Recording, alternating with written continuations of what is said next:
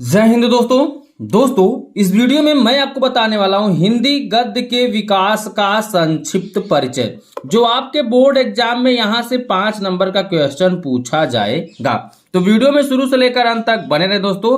जो भी इस वीडियो में आपको बताने वाला हूं, यदि आप सभी को तैयार कर लेंगे, जो भी टॉपिक मैं यहाँ पे बता रहा हूं, यदि आप सभी टॉपिकों को अच्छे से तैयार कर लेंगे तो 5 नंबर यहां से आपका बोर्ड एग्जाम में फिक्स हो जाएगा। और हाँ, यदि आप चाहते हैं आपका बोर्ड एग्जाम में 90% प्लस अर्थात 90% के ऊपर रिजल्ट बने, तो चैनल को सब्सक्राइब करके इस चैनल से जुड़ जाइए, क्योंकि इस चैनल पर आपके सभी सब्जेक्टों की फ्री तैयारी कराई जा रही है, वो भी ऐसे क्वेश्चनों की जो आपके बोर्ड एग्जाम में 100% फंसेंगे ही फंसेंगे। इसलिए चैनल को सब्सक्राइब करके इस चैनल से जुड़ जाइए और दोस्तों बोर्ड एग्जाम में 90% प्लस रिजल्ट लाइए। ठीक है, तो बने रहिए मेरे साथ दोस्तों। देखिए, इसमें आपको पढ़ना है प्रमुख लेखक एवं उनकी रचनाएं। ठीक है, ज्यादा कुछ नहीं पढ़ना है, जितने भी टॉपिक मैं यहाँ पे आपको बताने वाला हूं उसको अच्छे से तैयार कर लेना है। और दोस्तों एक बात मैं बता दूं, बोर्ड एग्जाम जैसे ही आपका करीब आ जाएगा, आपका मैराथन क्लास चलाया जाएगा सभी सब्जेक्टों का। ठीक है, तो बस आपसे यही रिक्वेस्ट है कि अगर आप चाहते हैं आपका 90% प्लस रिजल्ट बने, 90% के ऊपर रिजल्ट बने, तो चैनल को सब्सक्राइब करना मत भूलिएगा। ठीक है, क्योंकि इस चैनल पर दोस्तों टॉपिक वाइज टॉपिक सभी सब्जेक्टों की तैयारी कराई जा रही है और कम समय में आप अच्छी तैयारी कर सकते हैं। इस चैनल पर जो भी टॉपिक बताया जाएगा, अगर आप उसको पढ़ के जाएंगे तो कंफर्म है वो आपके बोर्ड एग्जाम में फंसेगा ही फंसेगा। अब आप पूछेंगे कि आप इतना श्योर कैसे हैं, तो श्योर दोस्तों देखिए, मेरा कम से कम अब मेरा 7 या 8 साल का एक्सपीरियंस है दोस्तों। अभी तक मैंने तैयारी कराया है, तो वहां बच्चे अच्छे खासे रिजल्ट उठाए हैं। तो आपको मैं ये दावा दे सकता हूं कि अगर आप भी इस चैनल के माध्यम से तैयारी करेंगे तो आप भी अच्छा रिजल्ट बना सकते हैं बोर्ड एग्जाम में। बस तो देखो दोस्तों, यहां पर हम बात करेंगे लेखक, रचना और विधा।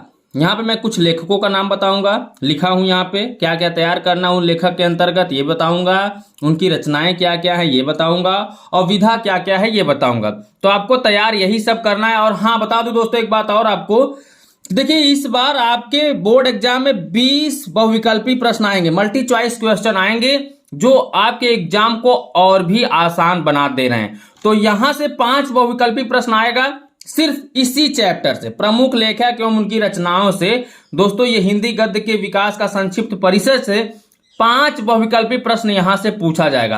अब 5 नंबर तो यहां से फिक्स हो जाएगा, तो उन 5 नंबर को श्योर करने के लिए आपको क्या क्या पढ़ना है, चलो थोड़ा सा देख लेते हैं। देखिए, सबसे पहले आप देखिए, यहाँ पे लेखक मैंने लिखा है रामचंद्र शुक्ल। रामचंद्र की शुक्ल जी की ये रचनाएं आपको तैयार कर लेनी, जैसे चिंतामणि, रसमीमांसा, 11 वर्ष का समय, विचार विधि, हिंदी साहित्य का इतिहास।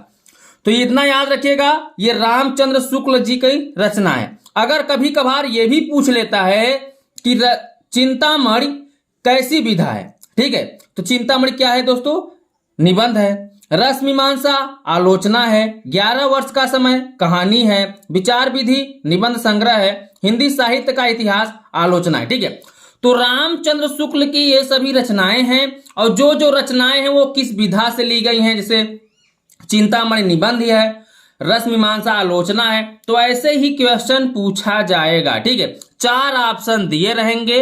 अब बोल देगा कि चिंतामणि रचना किस विधा से लिया गया है, तो किस विधा से लिया गया है, निबंध। ये आपसे पूछ ले रसमीमांसा के लेखक कौन है। अब 4 ऑप्शन दे देगा, एक में रामचंद्र शुक्ल देगा और 3 ऑप्शन और अलग रहेंगे, किसी और लेखकों का नाम दे देगा।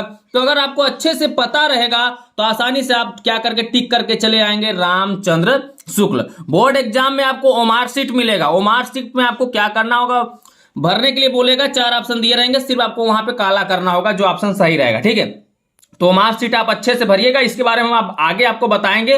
फिलहाल अभी आप जो टॉपिक मैं आपको बता रहा हूं उस पर फोकस करें। ठीक है, चलिए समझ गए ना कैसे करना है। अगर देखिए, अब इस तरीके से यहां पे क्वेश्चन एक तरीके से और क्वेश्चन पूछ ले सकता है, मैं आपको शुरू में ही समझा दूं। जैसे बोल देगा रामचंद्र की या रामचंद्र शुक्ल जी की निम्नलिखित में से रचना कौन सा नहीं है, तो 3 ऑप्शन इसी में से ले लेगा, 3 ऑप्शन इसी में से ले लेगा, एक ऑप्शन किसी और का ले लेगा। जैसे मैं क्वेश्चन आपको बोलता हूं, निम्नलिखित में से रामचंद्र शुक्ल जी की एक रचना नहीं है। अब दे दिया चिंतामणि, रस मीमांसा 11 वर्ष का समय, और चौथा ऑप्शन दे दिया एक घूंट। तो एक घूंट रामचंद्र शुक्ल जी का क्या दोस्तों रचना नहीं है। तो ऐसे क्वेश्चन घुमा फिरा कर पूछेगा, तो आपको याद रखना है लेखक के साथ आप उनके सभी रचनाओं को तैयार करिए, और सभी रचनाओं को तैयार करने के साथ साथ जो भी रचनाएं हैं वो किस विधा की हैं इसको भी आप जरूर तैयार करिएगा, ठीक है। अगर आप जितना भी मैं इसमें तैयार करा रहा हूं सब तैयार कर लेंगे तो मैं 100% गारंटी ले रहा हूं, वो भी 99 नहीं 100% के ऊपर 101% कर लीजिए, मैं गारंटी ले रहा हूं कि इससे बाहर आपके बोर्ड एग्जाम में एक भी क्वेश्चन नहीं आएगा।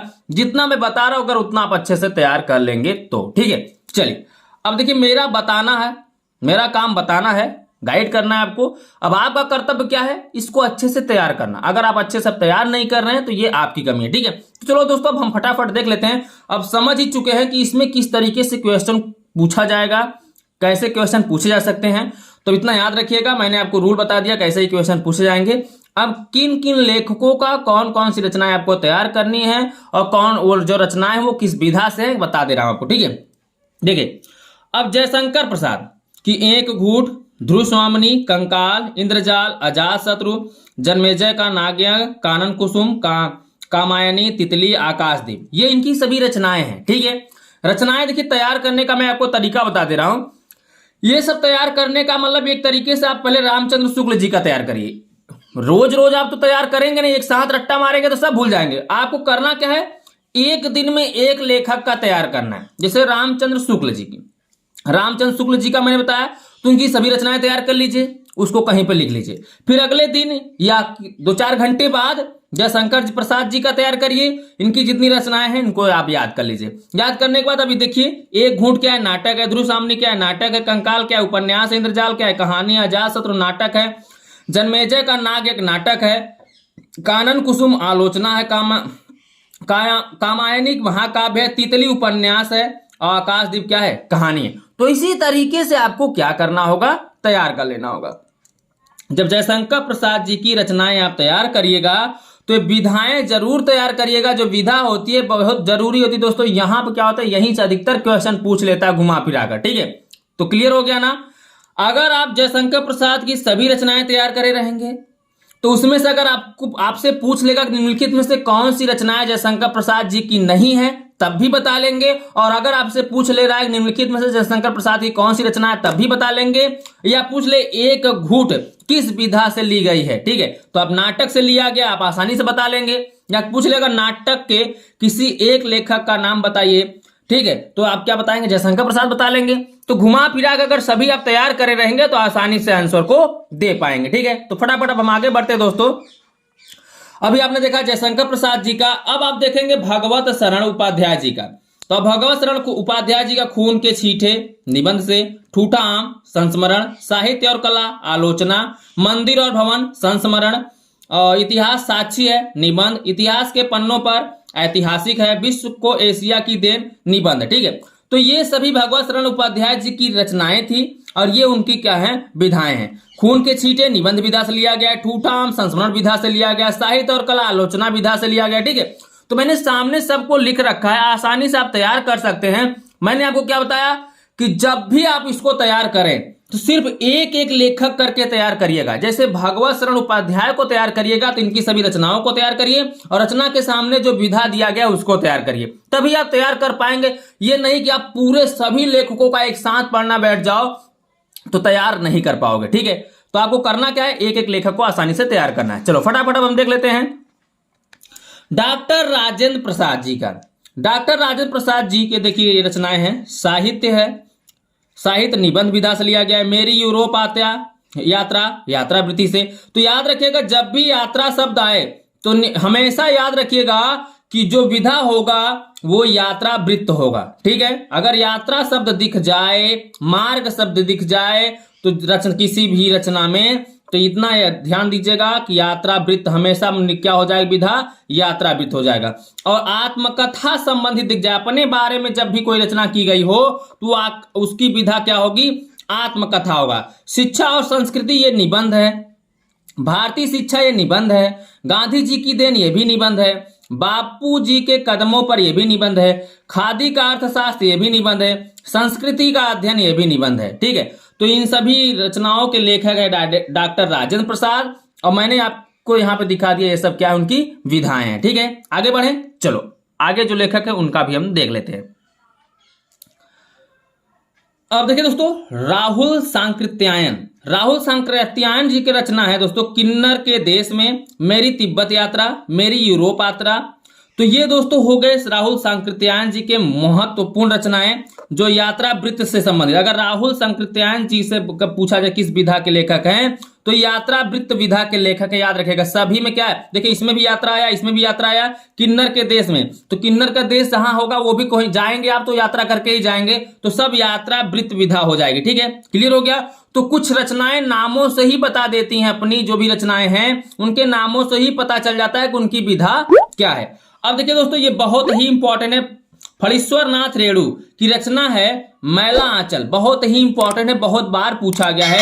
तो मैला आंचल किस विधा से लिया गया है, तो उपन्यास विधा। ठीक है, सत्येंद्र नाथ दत्ता ये तीर्थ सलील की रचना किए हैं, और ये दोस्तों अनुदित काव्य, इसको इस विधा से लिया गया है, अनुदित काव्य।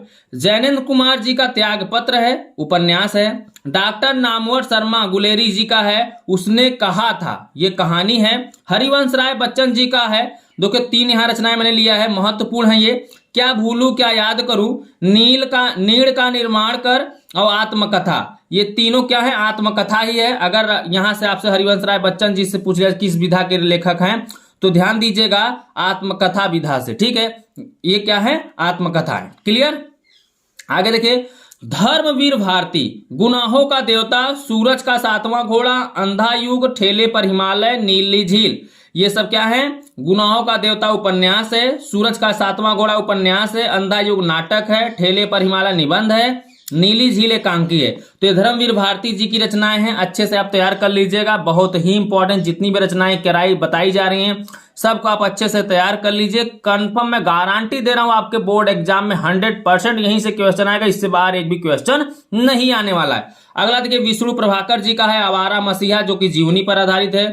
मोहन राकेश जी ने लिखा है आषाढ़ का एक दिन, लहरों के राजहंस। ठीक है, दोनों क्या है, नाटक है। क्लियर, आगे बढ़ते चलते हैं दोस्तों, जो भी यहाँ पे बताया जा रहा है आप अच्छे से तैयार कर लीजिएगा। और एक बात मैं फिर से कहना चाहूंगा, अभी तक चैनल को सब्सक्राइब नहीं किए हैं तो कर लीजिए। अगर आप चाहते हैं आपका 90% के ऊपर रिजल्ट बने तो चैनल को सब्सक्राइब आप जरूर कर लीजिए, क्योंकि इस चैनल पर सभी सब्जेक्टों की तैयारी कराई जा रही है।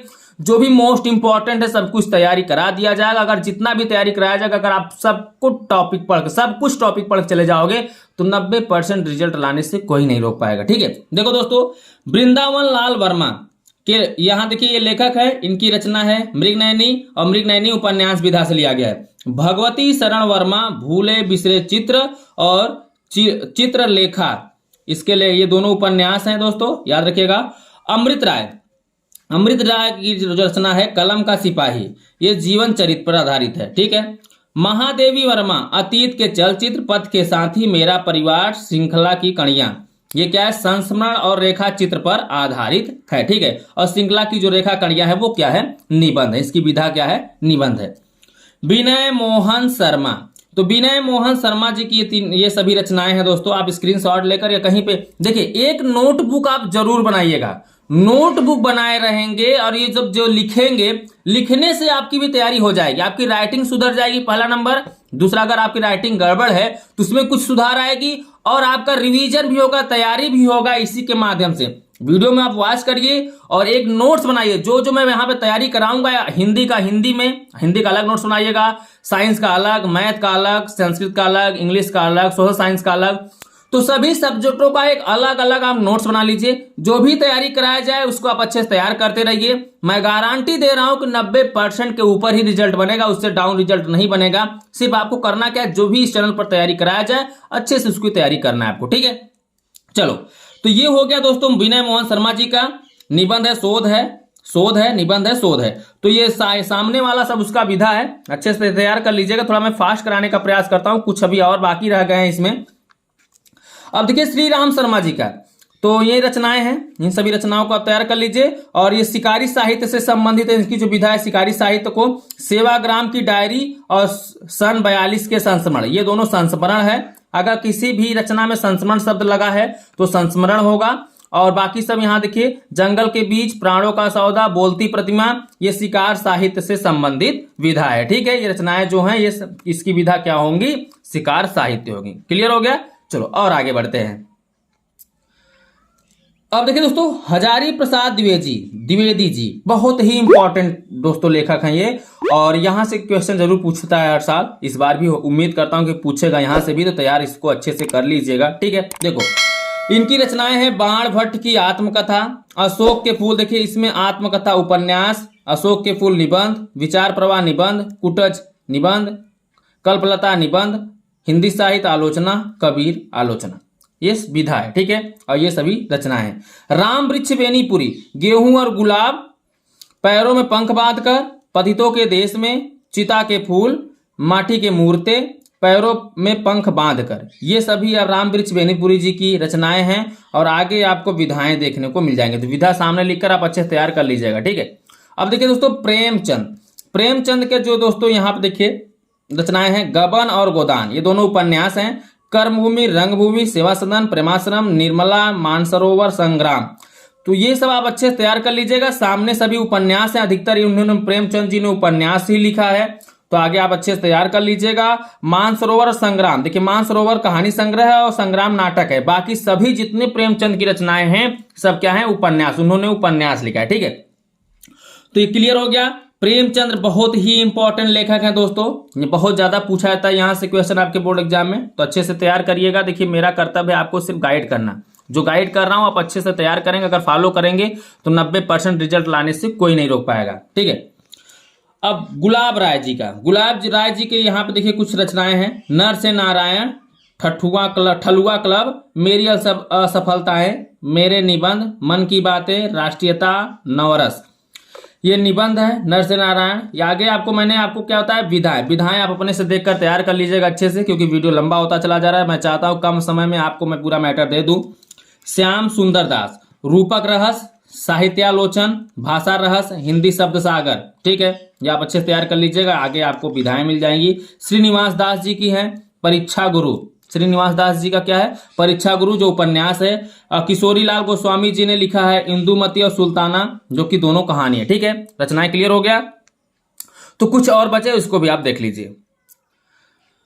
अब देखिए दोस्तों, भारतेंदु हरिश्चंद्र जी की रचनाएं हैं अंधेर नगरी, सत्य हरिश्चंद्र, भारत दुर्दशा, मदालसा, सुलोचना, प्रेम तरंग। ठीक है, तो ये क्या है, अंधेर नगरी नाटक था, पता ही आपको, साहित्य हरिश्चंद्र ये भी नाटक है, भारत दुर्दशा ये भी नाटक है, मदालसा ये निबंध संग्रह, सुलोचना ये निबंध संग्रह है, प्रेम तरंग जो है ये नाटक है। ठीक है, तो अच्छे से तैयार करिएगा। जितने भी लेखकों का मैं बता रहा हूं अच्छे से तैयार कर लीजिए, मुश्किल से 2 या 3 घंटे लगेंगे अगर पूरा जितना मैं बताऊं उसको तैयार करने में। ठीक है, एक नजर से आपको देखना है, क्योंकि यहां से बहुविकल्पी प्रश्न पूछा जाएगा, इसको आपको कंफर्म रट्टा नहीं मारना है। एक नजर से आप देखे रहेंगे, अच्छे से दिमाग में लिए रहेंगे, तो वह विकल्पी प्रश्न आएगा, उससे आपको खुद हिंट मिल जाएगा कि इसका ऑप्शन कौन सा सही होने वाला है। ठीक है, तो नजर आप अच्छे से दौड़ाकर माइंड एक स्थिर करके एक जगह पे करके बढ़िया से आप पढ़ेंगे तो ये ज्यादा समय नहीं लगे, 1.5 से 2 घंटे में आप पूरा तैयार कर जाएंगे। ठीक है, वियोग हरि देखिए की रचनाएं हैं प्रार्थना, विश्वधर्म, पगली, तरंगिनी, बुद्धवाणी, श्रद्धाकर्ण। तो आपको यहाँ सामने आपको क्या दिख जाएंगे दोस्तों, विधाएं दिख जाएंगे, विधाएं आप अच्छे से तैयार कर लीजिए। ठीक है, आगे बढ़ते हैं। अब देखिए मुंशी इंसा अल्लाह खान, ठीक है, मुंशी इंसा अल्लाह खान रानी केतकी की कहानी के लेखक हैं। ये कहानी थी, कहानी सब लगाया, तो यानी इसकी विधा अगर पूछी जाए तो अगर आपसे पूछा जाए रानी केतकी की कहानी के लेखक कौन है, तो मुंशी इंसा अल्लाह खान। वहां पे 4 ऑप्शन दिए रहेंगे तो आसानी से आप क्लिक कर पाओगे। ठीक है, वहां पे आपको देखिए ओमार शीट मिलेगा, ओमार शीट भरने के लिए मिलेगा, तो इसके बारे में हम बाद में बात करेंगे, ओमार शीट कैसे भरना है, आपको क्या क्या करना है। फिलहाल अभी आप तैयारी करिए, जब एग्जाम आपका करीब आएगा तो वहां पे मैं आपको बता दूंगा। ठीक है, देवकी नंदन खत्री जी की रचनाएं हैं भूतनाथ, चंद्रकांता। ठीक है, ये दोनों क्या है, उपन्यास है। क्लियर हो गया। तो ये सभी लेखक, रचना और विधाएं मैंने आपको बता दिया है। कुछ यहाँ देखिए जो लेखक हैं, रचना है और ये विधा है, ये इसमें दोस्तों 2 काल थे। मैंने आपको बताया था, देखिए एक काल आपको पढ़ना था शुक्ल युग और दूसरा पढ़ना था शुक्लोत्तर युग, यही 2 युग इसमें आपको पढ़ने थे। ठीक है, तो यहां से क्वेश्चन बना सकता है, पूछ सकता है, उसको भी मैं आपको समझा दे रहा हूं। देखिए जैसे क्वेश्चन आपसे पूछ ले, हिंदी गद्य का वास्तविक इतिहास कब से आरंभ हुआ था? तो वास्तविक इतिहास 1850 ईस्वी से आरंभ हो गया था। ठीक है, हिंदी गद्य का याद रखिएगा। क्वेश्चन अगर आपसे पूछता है हिंदी गद्य का वास्तविक इतिहास कब से आरंभ हुआ था, अब नीचे 4 ऑप्शन दिया रहेगा तो आपको राइट करना है 1850 ईस्वी से। ठीक है, आपसे अगला क्वेश्चन पूछ सकता है शुक्ल युग की समय सीमा है। देखिए, इस चैप्टर के अंतर्गत हिंदी गद्य के विकास का संक्षिप्त परिचय के अंतर्गत आपको पढ़ना है शुक्ल युग और शुक्लोत्तर युग। ठीक है, यही 2 युग आपको पढ़ना है। तो अगर आपसे पूछ ले शुक्ल युग की समय सीमा है, तो शुक्ल युग की जो समय सीमा है 1919 से लेकर 1938 तक। क्या थी समय सीमा दोस्तों? 1919 से लेकर 1938 तक। क्लियर हो गया। और शुक्लोत्तर युग की अगर समय सीमा पूछेगा तो 1938 से लेकर 1980 तक। ठीक है, क्लियर हो गया, यहां तक समझ में आ गया। तो दोस्तों ये रहा है आपका हिंदी गद्य के विकास का संक्षिप्त परिचय, टॉपिक या चैप्टर कह लीजिए। इस चैप्टर से आपके 5 नंबर के क्वेश्चन आएंगे। और दोस्तों मैंने अभी आपको शुरू में ही बताया था कि मैं जैसे ही बोर्ड एग्जाम करीब आ जाएगा मैं आपका मैराथन क्लास चलाऊंगा, सभी सब्जेक्टों का चलाऊंगा। अभी बहुत कुछ आपको बताना रह गया है, फिलहाल अभी आप इतना ही तैयार करिए जो इसमें बताया जा रहा है। अगर इससे बाहर अगर कोई भी क्वेश्चन आएगा तो आप मुझे कहिएगा। सब कुछ आप यहीं से तैयार कर लीजिए, सब कुछ यहीं से आपका फंसने वाला है। ठीक है, घर बैठे आप आसानी से 90% प्लस रिजल्ट ला सकते हैं इस चैनल के माध्यम से, इसलिए चैनल को सब्सक्राइब कर लीजिए। और सभी सब्जेक्टों का आपको यहाँ पे डेली वीडियो मिल जाएगा और कम समय में अच्छी तैयारी आप कर पाएंगे। तो 5 नंबर यहाँ से आपको इस वीडियो के माध्यम से मिल जा रहा है। और आप चाहते हैं आपका 90% प्लस रिजल्ट बने तो चैनल को सब्सक्राइब करके रख लीजिए। इस चैनल पर सभी सब्जेक्टों की तैयारी फ्री में कराई जा रही है, तो सब्सक्राइब करना मत भूलिएगा। हम आपसे मिलेंगे अगले वीडियो में। ये था हिंदी गद्य के विकास का संक्षिप्त परिचय। अगला वीडियो में जब वीडियो लेके आऊंगा उसमें आपको बताऊंगा हिंदी पद्य के विकास का संक्षिप्त परिचय, वो भी टॉपिक जो होगा 5 नंबर का, वहां से भी क्वेश्चन पूछेगा। तो सब्सक्राइब करना मत भूलिए, चैनल को सब्सक्राइब कर लीजिए। बाकी आपकी मर्जी, आपको क्या करना है आप खुद समझदार हैं। ठीक है, तो चलो दोस्तों अगले वीडियो में हम आपसे मिलते हैं, तब तक के लिए बाय बाय, जय हिंद, जय भारत।